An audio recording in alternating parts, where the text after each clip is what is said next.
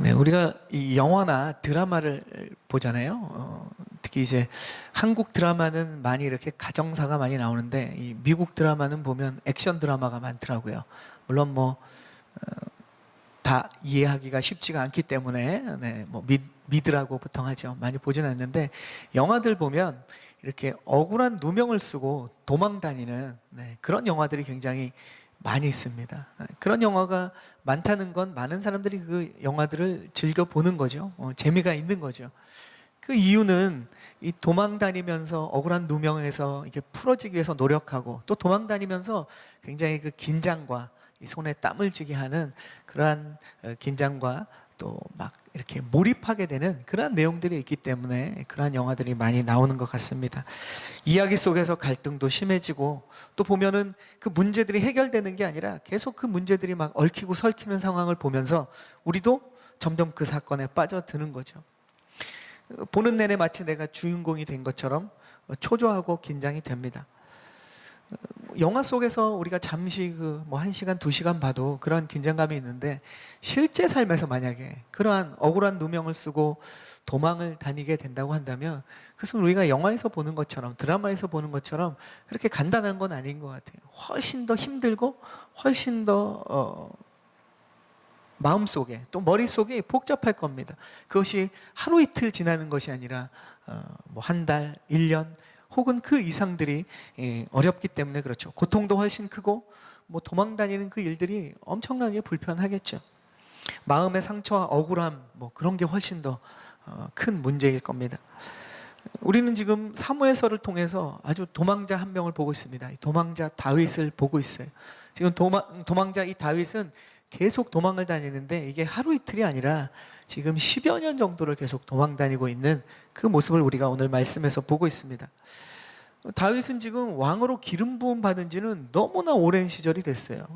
도망치기 훨씬 전부터 그가 어린 소년이었을 때부터 하나님의 기름 부으심을 받았죠. 기름 부으심을 받았다는 건 당신은 하나님께서 이제 왕으로 삼으실 겁니다. 이러한 축복을 받은 지가 지금 엄청나게 오래전인 거예요. 근데 지금 다윗의 행동과 상황을 보면 계속 지금 억울하게 도망을 다니는 거죠.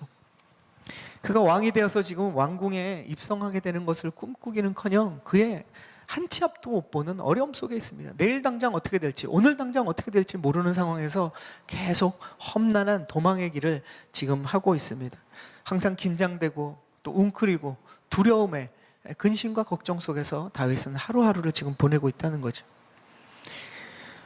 주변에도 보면 사건들이 계속 나올 때 보면 다윗의 그 도망 다니는 곳에 보면 사람들이 다윗을 고발하려고 준비된 그러한 사람들도 있습니다. 그러니까 어디 가도 마음이 편하지 않는 이러한 어려운 도망의 세월을 지금 다윗은 보내고 있는 거죠. 이런 고통의 과정이 너무 길게 이어지고 우리는 지금 이 말씀 속에서 하나님의 음성들을 듣다 보면 다윗이 처음에 왕으로 기름 부음 받을 때 있잖아요. 그 사건을 우리는 조금씩 지금 잊혀져 가고 있는 것 같아요. 하나님께서 다윗을 왕으로 삼으실 때 그 소년 다윗을 무엇을 보고 왕으로 기름 부으셨을까요? 그 시골 그 베들레헴 그 시골 동네에 또 평범한 이새라는 집안에 그것도 8째 아들 그 가족마저도 별로 이렇게 중요하게 생각하지 않은 그 막내 아이의 그 소년의 무엇을 보고 하나님은 그에게 왕으로서 기름을 부으셨을까요? 그의 외모도 아니었죠. 그의 힘도 아니었습니다. 그의 재능과 경험도 아니었죠. 당시에는 다윗은 어렸고 경험도 없고 힘도 없었고 연약한 사람이었습니다. 그렇다고 집안 배경이 좋은 것도 아니었죠. 도대체 하나님께서는 다윗의 무엇을 보고 그를 왕으로 세우셨는가? 그 왕으로 세우시는 그 과정을 보면 중요한 말씀이 한 구절 나오잖아요. 사무엘에게 하나님이 말씀하시죠. 사람은 외모를 보지만 하나님은 마음의 중심을 보신다. 사람의 중심을 보신다. 그 중심 안에 있는 마음이 어떤지를 하나님은 보시고 그를 왕으로 세우셨다는 거죠. 그거 한 가지 보고 다윗을 하나님은 왕으로 세우셨습니다. 그러니까 믿음의 사람이 하나님 앞에 또 세상 속에서 살아가면서 우리가 가장 중요하게 생각해야 되는 것은 우리의 힘과 능력, 우리의 경험, 우리의 지혜, 우리의 백그라운드가 아니라 우리의 마음의 중심이 항상 어디에 서 있는지를 우리는 생각해야 된다는 거죠. 왜냐? 하나님이 그것을 보시고 우리를 사용하실 뿐만 아니라 세상 가운데서 우리가 어떻게 살아가야 되는지를 하나님은 말씀하시고 또 그렇게 도우시고 인도하신다는 거죠.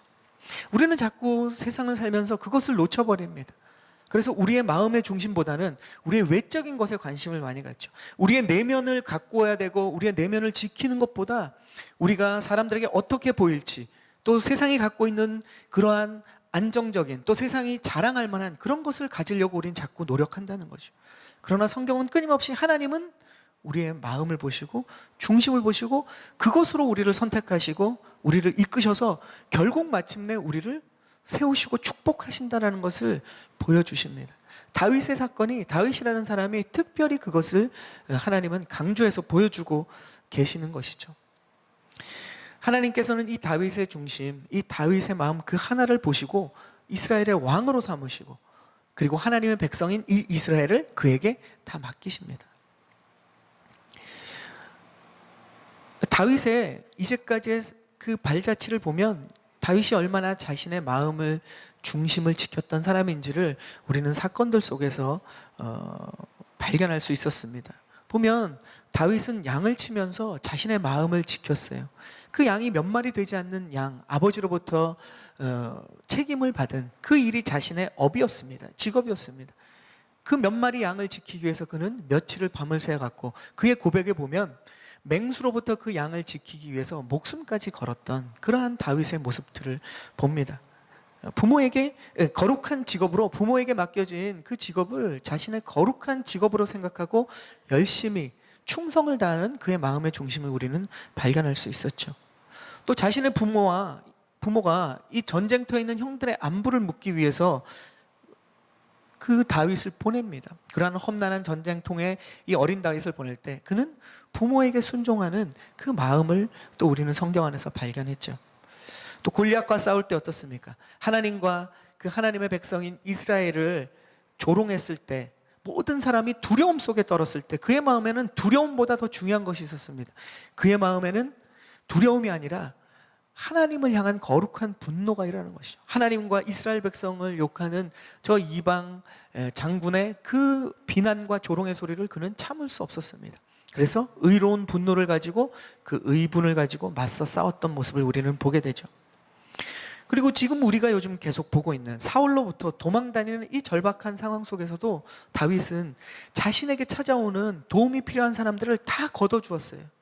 아둘람 동굴로 찾아오는 그 많은 사람들을 다 먹여 살리고, 그리고 멀리 떨어져 있는 그러한 고통당하고 있는 블레셋으로부터 이 약탈을 당하고 있는 이 그일라 주민의 사람들을 직접 찾아가서 구원해 주는 사건을 우리가 지난주에 보았습니다. 다윗에게는 이러한 하나님이 주신, 또 하나님이 기뻐하시는 긍휼의 마음, 선한 마음, 이 하나님의 마음이 그의 마음의 중심에 자리 잡고 있었다는 거죠. 이러한 마음들을 하나님이 보고 그를 축복하십니다. 이렇게 다윗의 중심에는 믿음의 사람에 필요한 마음이 무엇인지를 성경에서 계속 저와 여러분에게 본보기로 보여주고 계세요. 오늘 말씀도 우리가 읽었지만 보면 또 다른 차원의, 또 다른 영역의 그 마음의 중심을 지키는 다윗을 저와 여러분에게 보여주고 계십니다. 우리 1절부터 3절까지의 말씀을 한번 함께 읽어보겠습니다. 1절부터 3절 시작. 블레셋 사람들과 싸우러 나갔다가 돌아온 사울은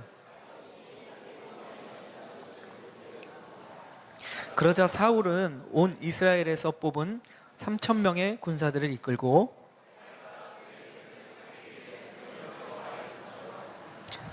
사울은 길가에 있는 양 우리에 이르게 됐습니다. 그곳에는 동굴이 하나 있었는데 사울이 용변을 보려고 거기 들어갔습니다. 그 동굴 안쪽에는 다윗과 그의 일행이 숨어 있었습니다. 다윗이 지금 계속 도망다니고 사울이 쫓아다니는 상황 속에서 이번에는 엔딕의 광야로 다윗이 도망갔습니다. 광야기 때문에 오히려 적에게 노출되기 쉬운 것 같지만 그 지역을 저는 안 가봤지만 책에 보면 그 지형이 동굴과 높은 바위들이 많이 있는 곳이에요. 광야와 이 바위와 동굴들이 섞여 있는 곳이죠. 여기에 다윗이 이제 또 숨을 곳을 찾아서 도망 다니고 있었는데 사울이 엔디가 광야에 다윗이 있다는 소식을 듣습니다. 이 이스라엘이 지금 사울이 왕이고 사울의 어떻게 보면 영역이기 때문에 다윗이 도망갈 때마다 그 도망가는 곳에 다 이렇게 밀고자들, 다 고발하는 사람들이 있었어요.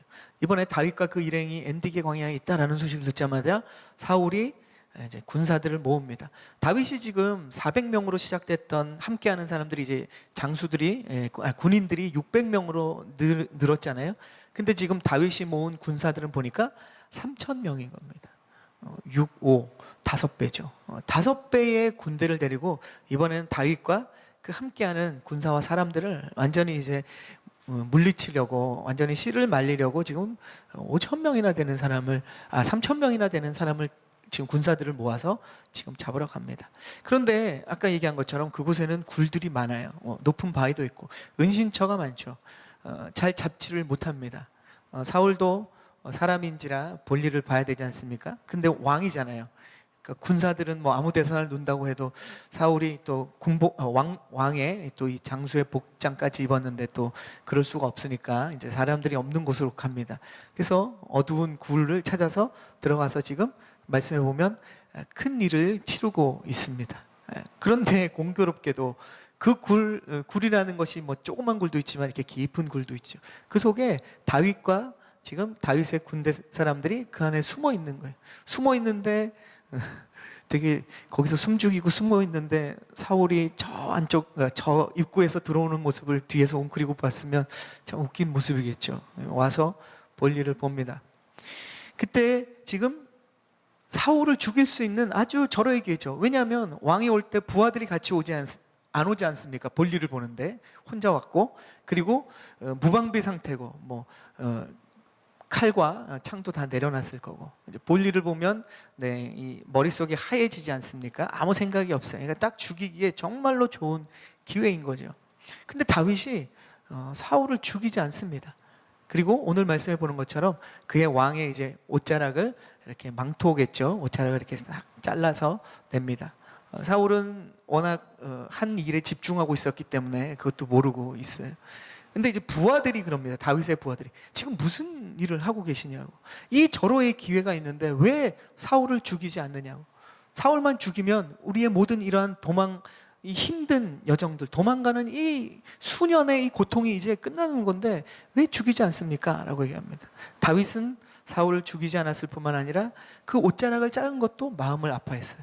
그리고 부하들이 그렇게 죽이라고 하는 그들을 나무라면서 막습니다. 그것이 오늘 말씀 안에 나오는 거죠. 자, 우리 4절부터 7절까지 말씀을 한번 보겠습니다. 다윗의 부하들이 말하고 있습니다. 우리 4절 시작. 다윗의 부하들이 말했습니다. 오늘이야말로 여호와께서 내가 내 원수를 내 손에 넘겨주어 내 마음대로 하도록 하리라 라고 말씀하신 그날인가 봅니다. 그러자 다윗은 살그머니 기어가 사울의 겉옷 한 자락을 잘라냈습니다. 다윗은 사울의 옷자락을 잘라낸 것조차 마음에 걸렸습니다. 다윗은 자기 부하들에게 말했습니다. 내 손을 들어 여호와께서 기름 부어 세우신 내 주인을 치는 일은 여호와께서 금하신 일이다.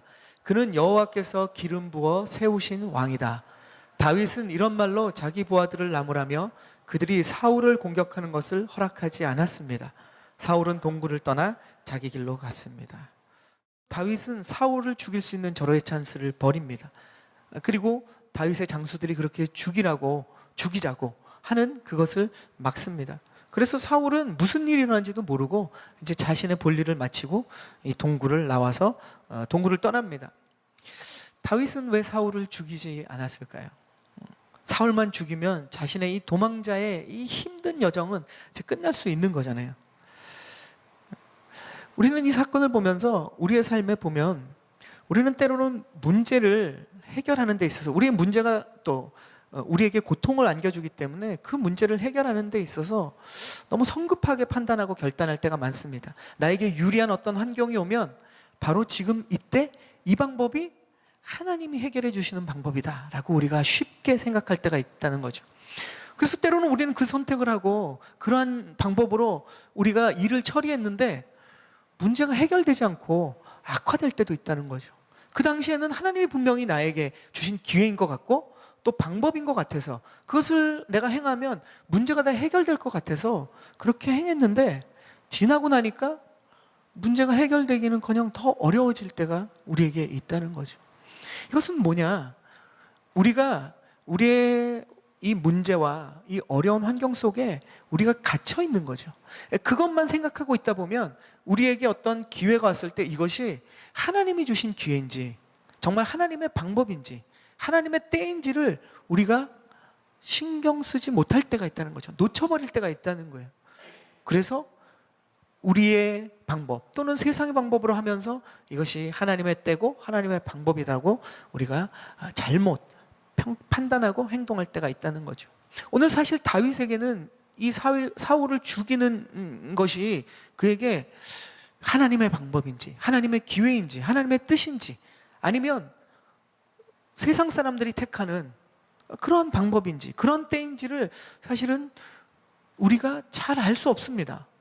우리가 만약에 이 상황이라면 우리는 이 뒤의 이야기들을 잘 알고 있기 때문에 이것이 하나님의 뜻과 방법이 아니라는 건 알고 있지만 다윗은 사실은 선택할 수 있을지 모르는 또 고민할 수 있을지는 몰랐는데 우리가 오늘 말씀해 보면 다윗은 한치의 고민도 하지 않는 것 같아요. 이것은 하나님의 때도 아니고 하나님의 기회도 아니고 하나님의 방법도 아니다라는 것을 분명히 확신한 것 같습니다. 그리고 그렇게 말하는 부하들도 나무라면서 설득시키는 모습을 보게 됩니다. 다윗에게는 사실 사울을 죽여도 될 것 같은 그런 충분한 이유들이 굉장히 많이 있어요. 첫 번째는 다윗이 지금 자신이 살기 위해서 자신이 죽지 않기 위해서 사울을 죽일 수 있는 그러한 이유가 있습니다. 이것은 보통 정당방위라고 하죠. 이건 누가 뭐라고 하지 않습니다. 자신을 죽이러 온 사울을 죽이는 것 누가 봐도 정당방위죠. 두 번째, 사울은 지금 하나님께 불순종하고 있는 사람이에요. 다윗뿐만 아니라 많은 이스라엘 사람들이 알고 있습니다. 하나님이 사무엘을 통해서 이 사울을 왕으로 세우셨는데 끊임없이 그가 하나님의 뜻과 하나님의 계명과 하나님의 명령하신 것을 지키지 않아요. 사람들이 그것을 다 봤습니다. 심지어는 하나님의 선지자인 사무엘이 그를 하나님이 버리셨다고 모든 사람 앞에서 이야기를 했습니다. 사무엘도 지금 사울을 안 만나고 있어요. 이미 사울과 사무엘은 결별했습니다. 더 이상 사울은 지금 하나님의 뜻을 따르는 사람이 아니라 세상에 하나님이 주셨던 그 권력과 힘을 가지고 세상의 방법대로 또 자기 욕심대로 지금 행동하고 있는 사람이죠. 하나님께서도 사울을 버렸고 사무엘 선지자도 그를 버렸고 사울은 왕으로서 백성을 잘 돌보지도 않았습니다. 우리가 이 사무엘상의 중간에 나오지만 제사장의 성읍, 예배를 드리는 사람들의 성읍인 노비라는 지역에 갔을 때는 아예 다윗에게 먹을 걸 주고 또 칼을 하나 주었다는 그 이유 때문에 이 노베에 있는 모든 그 백성들뿐만 아니에요. 그 다 예배드리는 사람들이고 제사장들인데 그들을 다 죽이고 그리고 거기에 있는 짐승들까지 다 죽입니다. 이 사건은 굉장히 황당한 사건이에요. 왜냐하면 그거 전에 이 사울이 하나님께 버림받는 큰 사건이 나오는데 거기 보면 이렇죠. 하나님께서 승리를 이 사울에게 주셨습니다. 그리고 그 사울에게 승리를 주시면서 이 이방 민족들 그 군인들과 그리고 거기 있는 노력한 그 약탈물도 다 죽이라고 그랬을 때는 자기 욕심을 위해서 다 살렸잖아요. 그런데 정작 자기에게 맡겨주신 하나님의 이스라엘 백성, 자기 동족인 이스라엘 백성, 그것도 예배드리는 사람, 그 성읍에 가서는 다윗을 도왔다는 그 하나의 이유만으로 자신의 분노를 그들에게 다 쏟아내서 모두를 다 죽여버립니다. 짐승까지 죽이는 아주 잔인한 모습을 보여줘요. 이쯤 되면 다윗은 정의를 위해서 칼을 빼어도 누가 뭐라 그럴 사람이 없죠. 또 세 번째, 사울은 지금 악신이 들었다라는 것이 성경에 나오는데 한 번 나오는 것이 아니라 계속 반복해서 지금 보여주고 있습니다. 사울은 지금 일종의 정신질환을 앓고 있는 거예요. 정신병에 걸려 있는 거예요. 또 심각하게 얘기하면 지금 사단이 그의 마음을 사로잡고 있습니다. 그렇기 때문에 자신뿐만 아니라 맡겨진 이 이스라엘에게 모두에게 엄청난 위험에 빠뜨릴 수 있는 상황인 겁니다. 또 다른 것을 보면 이 다윗의 편에서 만약에 본다면 다윗은 기름 부음 받은 자잖아요. 물론 사울도 기름 부음 받은 자지만 다윗도 기름 부음, 하나님으로부터 기름 부음 받은 사람이에요.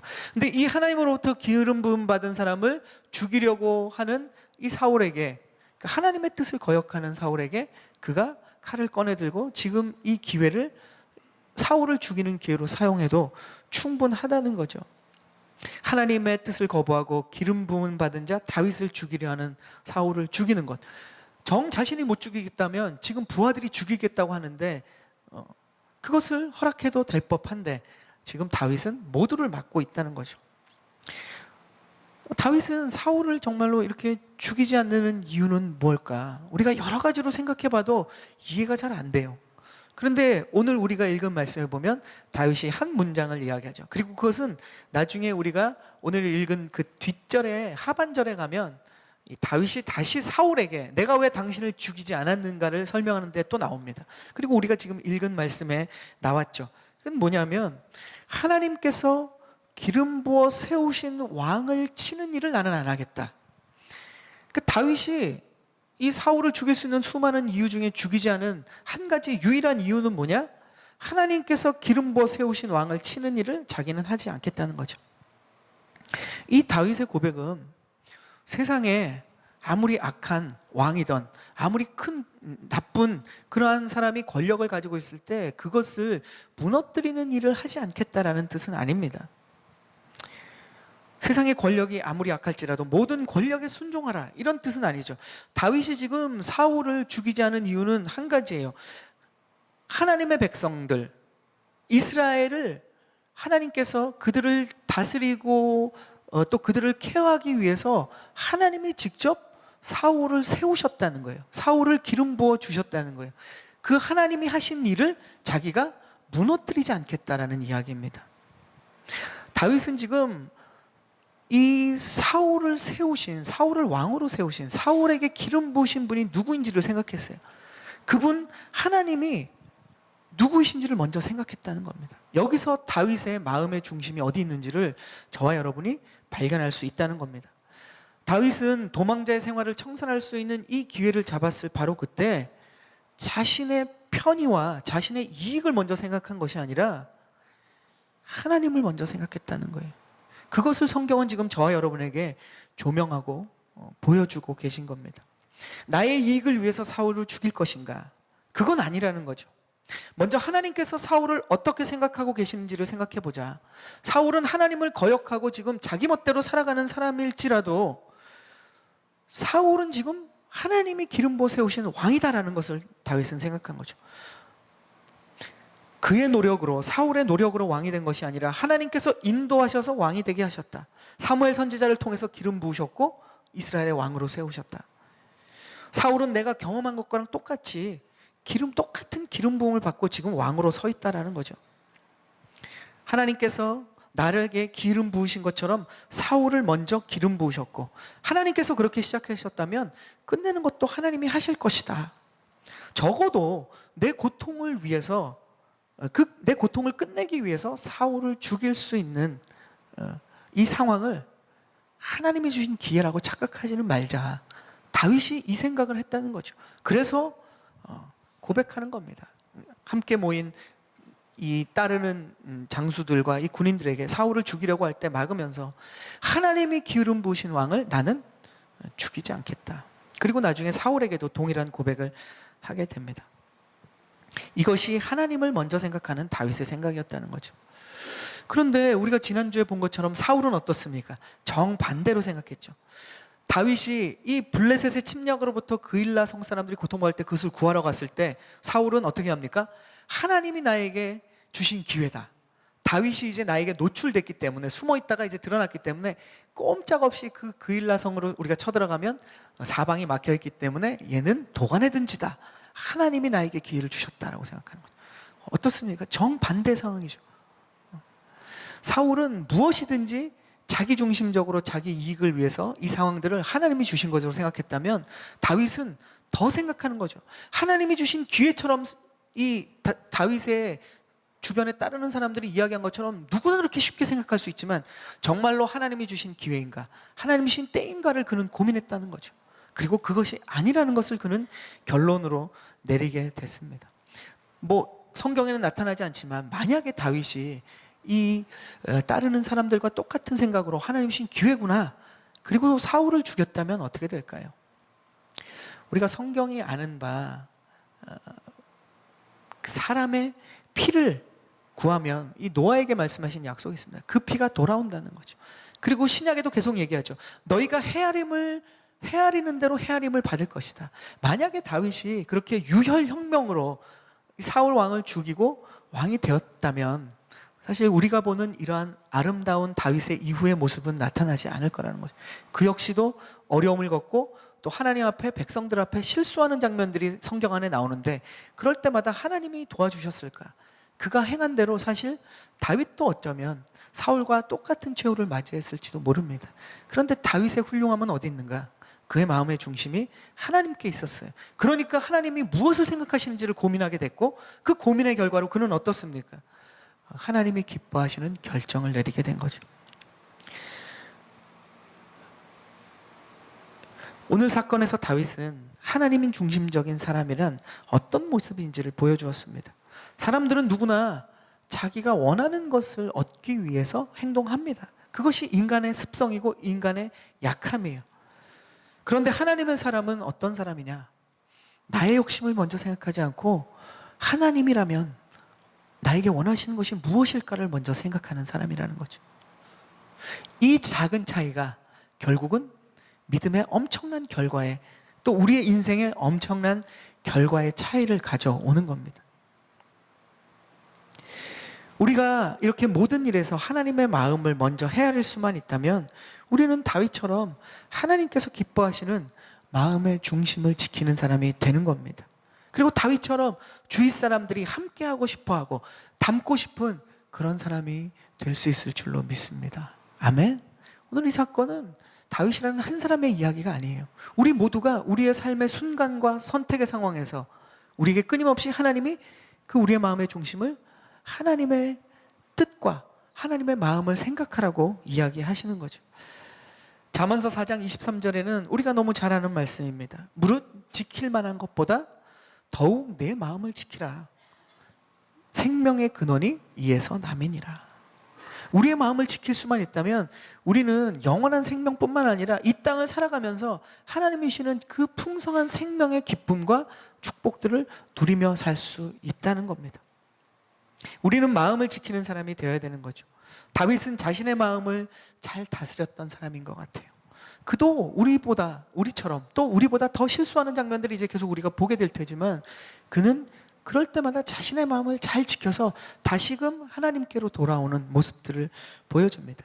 그 마음을 보고 성경은 하나님 마음에 합한 사람이라고 다윗을 이야기하는 거예요. 하나님 마음에 합한 사람은 뭡니까? 하나님 마음에 쏙 드는 사람은 뭡니까? 우리가 모든 일을 잘해서 하나님 마음에 쏙 드는 것이 아니라 하나님의 그 마음을 끊임없이 헤아리는 사람이 하나님 마음에 합한 사람이라는 거죠. 이것이 하나님께서 다윗을 선택하신 단 한 가지 이유입니다. 사랑하는 산타모니카 오늘 위의 성도 여러분, 여러분은 마음을 어떻게 지키고 다스리고 살아가고 계십니까?